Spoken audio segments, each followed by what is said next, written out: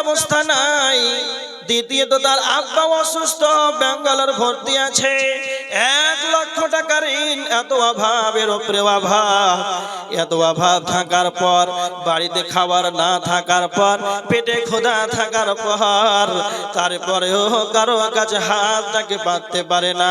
আমার পেটে ক্ষুধা আছে, বাড়িতে খাবার নাই, আব্বা অসুস্থ আছে, পেটে ক্ষুধা থাকার পর, অভাব থাকার পর যেন কোন মানুষের কাছে হাত পাততে পারবে না, একেই যেন মিসকিন বলা হয়েছে।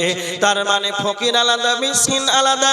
এই জন্য আপনি যখনই যাকাতের টাকাটা বের করবেন, তখন যাকাতের মালটাকে বের করার পর কোথায় মুর্শিদাবাদে, কলকাতায় দান দিয়ে দিতে হবে এটা নয়, আগে খাসমহল গ্রামটাকে সার্ভে করে নিতে হবে।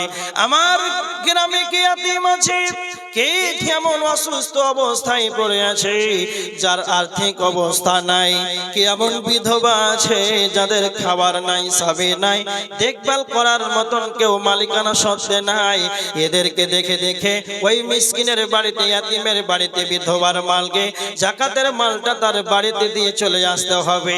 কেন? ইয়াতীম কোনোদিন, মিসকিন এরা কোনোদিন আপনার বাড়িতে আসবে না যে আমাকে দাও, খাবার নাই। ফকির আপনার দুয়ারে আসবে, আর ইয়াতীম কোনোদিন আপনার বাড়ির কাছে এসে আসতে পারবে না।